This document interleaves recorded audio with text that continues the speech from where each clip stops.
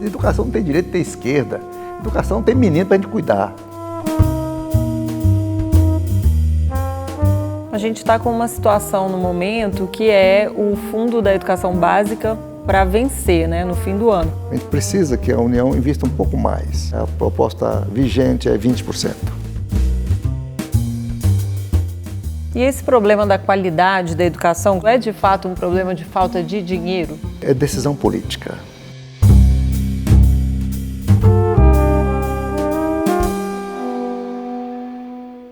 Senador Confúcio, o senhor é médico, mas está lançando um livro sobre educação. Como que a educação se tornou a principal bandeira do mandato do senhor e por quê? Desde a prefeitura, quando fui prefeito de Ariquemes e depois governador, eu coloquei a educação assim como uma prioridade, né? Então, vendo que, analisando os países mais desenvolvidos do mundo, todos eles investiram pesado na educação. Todos. Não há possibilidade, mínima possibilidade de um crescimento econômico sustentável, de a gente combater desigualdade, de a gente prosperar em todos os sentidos, de a gente inovar e também na área do empreendedorismo, se não for com a educação. Então, diante disso, a gente cuida de um pouquinho de tudo, mas o foco do meu mandato de senador, eu devotei à educação, principalmente a educação básica, que é indispensável. O senhor fez um apanhado histórico, né, da situação da educação no país. O que o senhor considera um marco para a educação na história do país? Seria a Constituição de 88? Não, há espasmos de iniciativas boas de educação no Brasil. Vem do período, no início da República, o senador Bernardo Pereira, ele foi o primeiro a levantar-se e defender a educação de qualidade em Minas Gerais. Na década de 20, já teve uma fase, surgiu um movimento mais dinâmico da educação, com brilhantes personalidades, que eles continuaram na década de 30, o movimento educacional de 1932, já com Anísio Teixeira, já com vários escritores da Semana da Arte Moderna de 22, eles também estavam lá presentes. Aí já constou da Constituição brasileira de 34, por aí assim, a de 36 já não cita, 46 na Constituição já cita, aí pula para a Constituição de 88, onde ela é plenamente abrangente, que é o direito de todos, dever do Estado, da sociedade e da família. Então, aí nós pegamos mais outros grandes pensadores da educação, como Darcy Ribeiro, que vem lutando há muitos anos, e vem andando assim, e com iniciativa de Brizola, de Collor, de muitos prefeitos brasileiros, criando a educação integral, que vai, volta, sobe, desce, numa situação dramática. Esse livro, essa minha apostila, esse livreto, ele mostra isso, né? Ele mostra justamente essa falta de continuidade. Parece que cada governo quer desfazer o que o outro fez. Ninguém dá continuidade a nada. Mas o que o senhor considera assim, que foi um marco para a educação no Brasil, que mudou radicalmente? Eu acredito que a Constituição de 88, o Fernando Henrique, e com o Paulo Renato, o nosso ministro da Educação, que foi por 8 anos, eles conseguiram aumentar o número de matrículas assustadoramente, para quase 99% das matrículas. Universalizou o acesso à escola, mas não conseguiu empreender a qualidade. Aumentou gente na escola, a criançada, mas não deu a qualidade da educação. Esse período coincide com a criação do fundo que financia a educação básica, que vai vencer esse ano. O primeiro foi um fundo que ele era mais restrito, que João Calmon, que defendeu muito ele aqui no Senado. A vida dele inteira foi esse trabalho de vinculação. É um brilhante senador, né? Aí depois eu posso tocar no Cristóvão e outros tantos que lutaram tanto, né? Darcy Ribeiro como senador nos anos 90, né, até a morte. Ele também, como vice-governador do Brizola, no Rio de Janeiro, ele já empreendia as escolas integrais, né? O Collor também empreendeu as escolas integrais, modelos maravilhosos. E outros prefeitos brasileiros também fizeram. Mas o exemplo mais sustentável de educação brasileira, que pode servir de exemplo e referência para o Brasil, está no Nordeste, grande parte do Nordeste. a gente sempre fala Sobral, porque Sobral é referência das referências, não é? Que tem lá um IDEB de 9,7, 9,8, enquanto as outras escolas aí fica campeando 4, 5, 6, né? Mostrando que não é só dinheiro que faz a educação de qualidade, é uma decisão política. A que o senhor atribui esse sucesso da educação no Nordeste? A educação não só de Sobral, mas de muitos estados nordestinos. Para você entender, o Ceará, das 100 melhores escolas do Brasil, 80 estão no estado do Ceará. Tem gente que fala que isso é manipulação de números. Não acredito, porque esses dados você pode ver as cidades exemplares como Granja, que é uma referência em leitura do Brasil. Você vê Brejo Santo, cidades pequenas e tantas outras, escolas rurais maravilhosas. E certo é, pelos vestibulares do ITA, em São Paulo, a quantidade de cearense que passa, de piauiense que passa, né? Cidades pequenas como Cocal, dos Alves, lá no estado do Piauí, outra cidade de Teresina. O Wellington Dias, que é o governador, fez um quarto mandato de governador, empreendeu um vigor muito grande na área educacional lá no estado do Piauí. E tem também hoje no estado da Paraíba, o estado de Pernambuco é exemplar.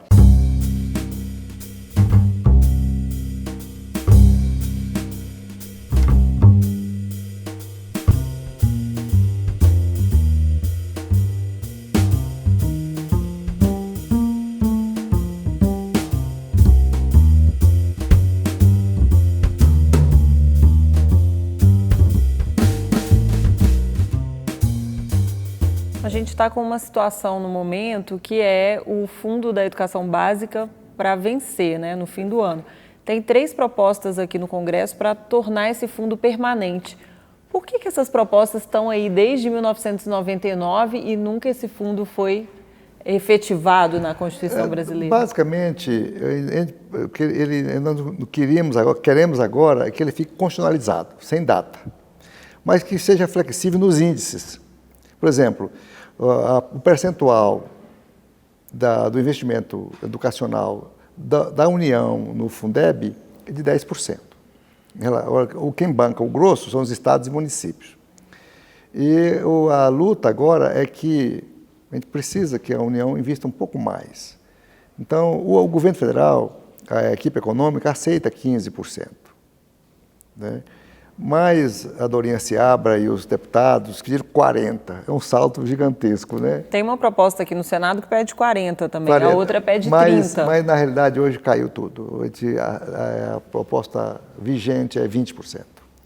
É 20%, 15% de cara e os 5% flexível e amortizado em vários anos. Isso já está acertado com o governo, porque o ministro esteve aqui no Senado e disse que vai enviar uma proposta também. Exatamente. Isso não fica bem, porque o estudo que a Câmara e o Senado têm feito, o Flávio Arnes e o Dário e nós todos, tem sido muito substancial, muito importante.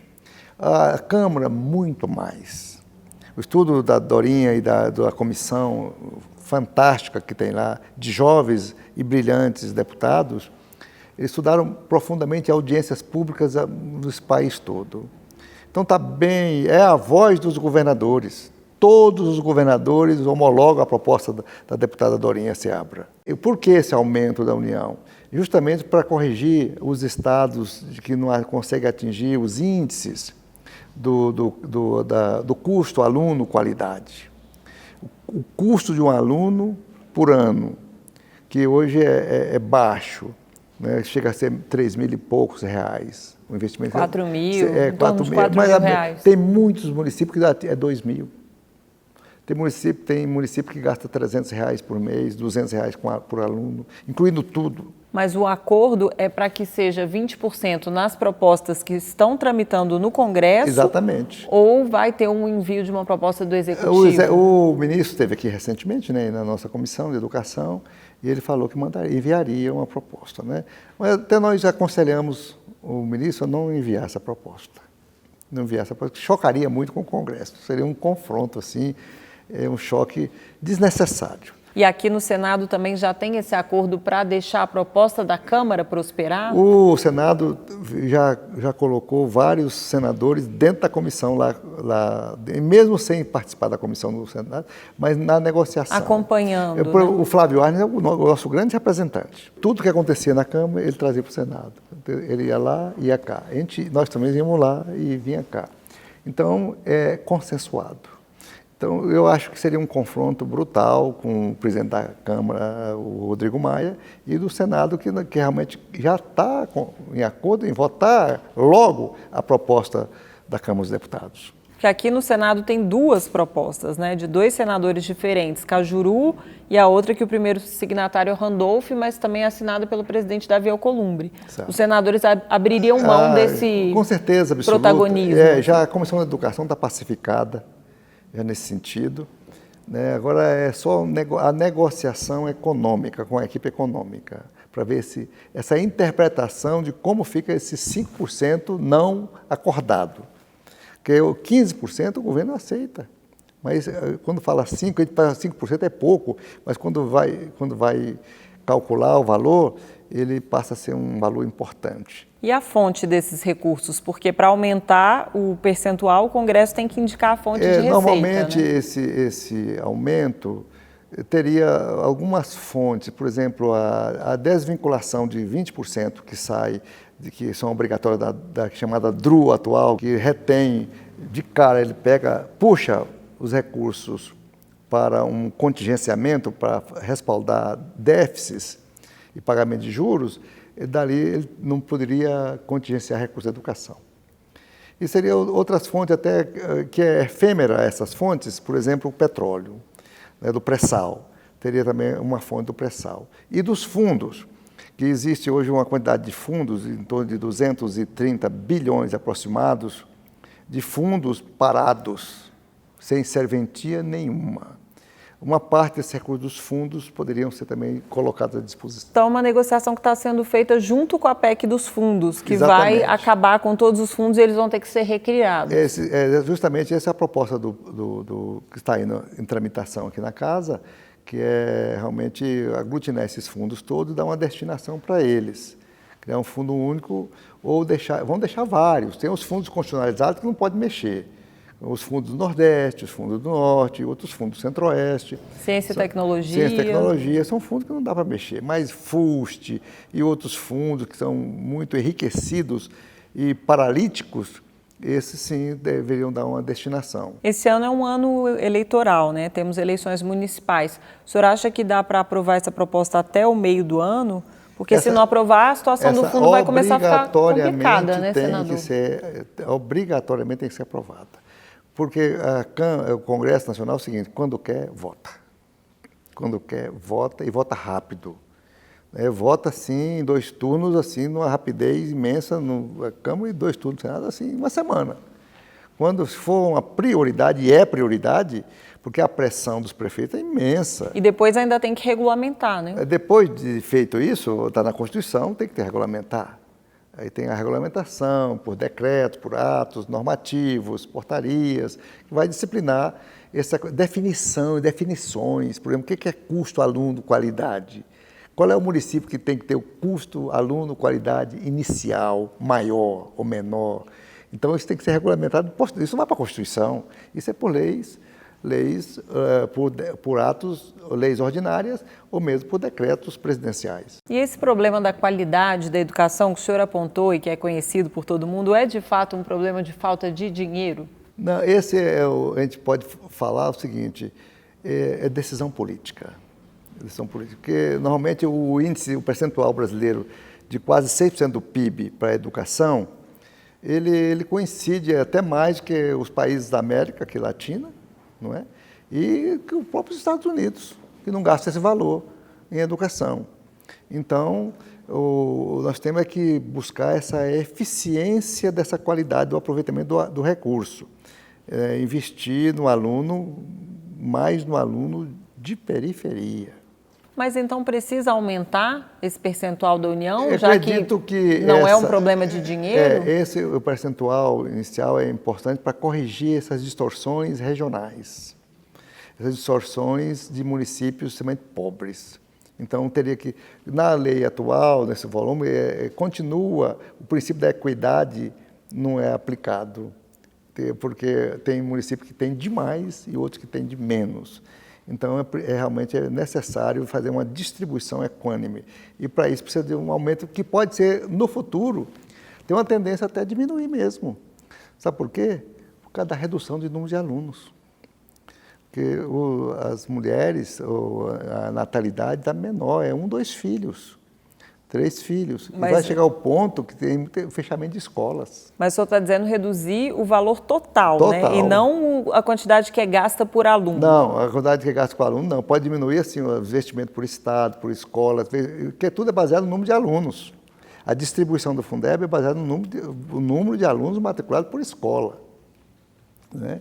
Então, logicamente, se tem menos alunos, vai menos dinheiro. Então, vai ter uma sobra de recursos que, ano a ano, o governo vai dando a destinação do recurso, sem diminuir o valor do custo aluno inicial e do custo aluno qualidade. São duas coisas diferentes. O governo reclama de uma alta indexação do orçamento, né? Um verdade. comprometimento do orçamento já pré-estabelecido. Isso não aumenta com essa proposta? A vinculação de recursos ela é bem discutida, mas na educação tem que ser vinculado mesmo. Essa engenharia do Fundef antigo e do Fundeb foi uma engenharia impressionante, dessa distribuição dos bolos estaduais, municipais e da União. Então, eu acredito que o valor do recurso será importante para a gente estimular a educação, dar um choque, por exemplo, o mundo digital nas escolas, a internet nas escolas, levar a internet para todos, não é? O acesso de excelência através da educação à distância, levando para os rincões as aulas de matemática. Tem que montar estruturas potentes, a robótica na escola, né? O rompimento do modelo tradicional de aula enfileirada, um aluno atrás do outro, que é o modelo colonial, não é? A preparação dos professores para o século XXI, e muitos são ainda do século XX. Então, mudou muita coisa. Então, o Brasil precisa dar essa universalidade, principalmente do estado do Nordeste e do Norte. O esforço é gigantesco no Norte e Nordeste. O governo está inaugurando um programa que é de auxílio creche para as famílias carentes, né? Dá um valor para as pessoas pagarem uma creche privada. E tem gente que defende a ampliação desse modelo para toda a educação básica. O que o senhor acha dessa proposta, da pessoa receber aí os R$ 4.200 por ano e pagar a sua própria educação? Esse é um modelo já experimentado em muitos países da Europa. Nos Estados Unidos é o voucher. Você pega, por exemplo, um município que tem uma escola que tem apenas 20 alunos no terceiro ano do ensino médio. O gasto desses 20 alunos, se você deixar toda a estrutura da escola para eles, é altíssimo. Se você der o dinheiro para ele escolher uma escola particular ou na região, fica mais barato. Então, é uma atitude alternativa inteligente, mas tem que fazer aos poucos para poder disciplinar e ordenar para evitar distorções do uso desse recurso. Não é um desmonte da educação básica? Eu creio que isso terá que ter critérios bem estabelecidos, né? Estabelecidos seria, por exemplo, o ensino médio, a creche é uma experiência assim, tem muitas creches privadas, das APAES, creches das igrejas, que tem creches, em toda a cidade tem as igrejas evangélicas, católicas, tem creches, né?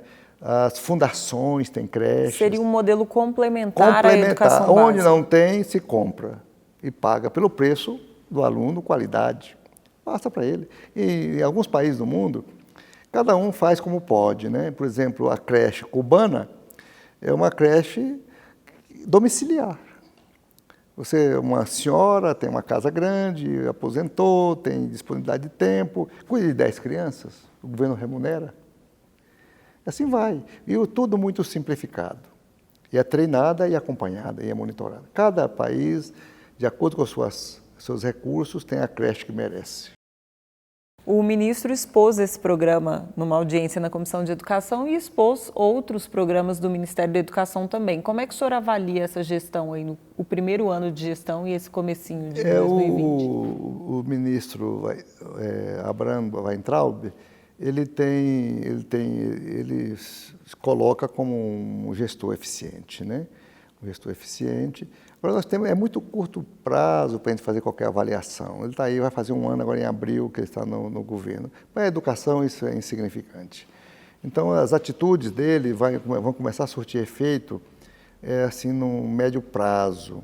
Eu acho que 3 anos. 3 anos a gente começa a ver o resultado, né, os investimentos. Eu entendo a figura de um ministro de educação no Brasil como é uma prioridade a educação, e deve ser a prioridade mesmo, não só da boca para fora. Eu acredito que ser um grande líder de orquestração do Pacto Federativo. Ele tem que estar presente em todas as reuniões de governadores, em todas as reuniões dos consórcios de governadores do Nordeste, Norte, Centro-Oeste e Sudeste brasileiro. Ele tem que participar dos grandes encontros e marchas dos prefeitos, né, para poder, através do convencimento, através do discurso, a gente colocar, para que os candidatos agora desse pleito eleitoral de 2020 coloquem a educação, né, com qualidade.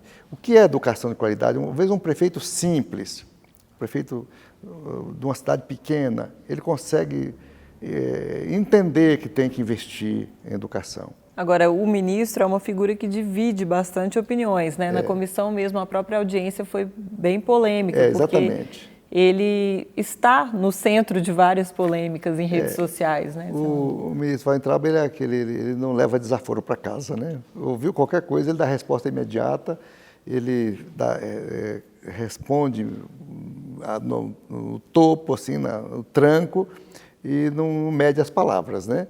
Mas é o estilo dele, né? Eu não conheço muito, porque ele é uma figura nova no mundo administrativo, mas já deu para notar o estilo dele. Eu rogo que ele pegue a educação e a gente até faça um pacto com o passado, esquecer o passado, esquecer os nossos erros, esquecer o meu livro, né, que conta a história, um levantamento histórico dos fracassos da educação brasileira, e pense no futuro. Isso significa esquecer pensadores do passado? Não, ou não? De jeito nenhum. Como é que Porque tem essa polêmica envolvendo Paulo Freire também. Não, como é que nós podemos esquecer Anísio Teixeira? Isso é impossível. É impossível. Um Darcy Ribeiro, impossível. O Paulo Freire, logicamente, dentro do campo não ideológico, pensado como educador, magistral, fantástico, tem uma literatura vastíssima, universal, não é? Então, nós temos que fazer, se for olhar um lado da esquerda, é assim, do lado da direita é assim, educação não tem direito de ter esquerda, educação não tem menino para a gente cuidar, educação não tem ideologia, né? Educação é dar aula, ensinar e o aluno aprender matemática, fazer direito, alfabetizar com 8 anos, com 6 a 8 anos o menino está lendo em casa, isso é glorioso. Então é isso que temos que fazer, né? Isso aqui está ideologia de esquerda, ideologia de gênero, não sei o que lá mais, PPP, esse livro pode, esse livro não pode, isso é... Mas até se educação tem ideologia ou não, é polêmico, porque a gente tem escola sem partido, por exemplo, que defende a desideologização, né, das escolas. Eu acredito que o bom professor nunca transmite o pensamento dele para os seus alunos, ele transmite pensamentos filosóficos amplos, de todas as linhas. E o aluno, com o tempo, vai seguindo o seu próprio rumo. Eu acho que a gente não pode ir lá no cérebro da pessoa e colocar um chip de esquerda, um chip de direita. A pessoa, naturalmente, pelo tempo, ele vai se conduzindo. Senador, eu agradeço a presença no programa e até a próxima. Muito obrigado.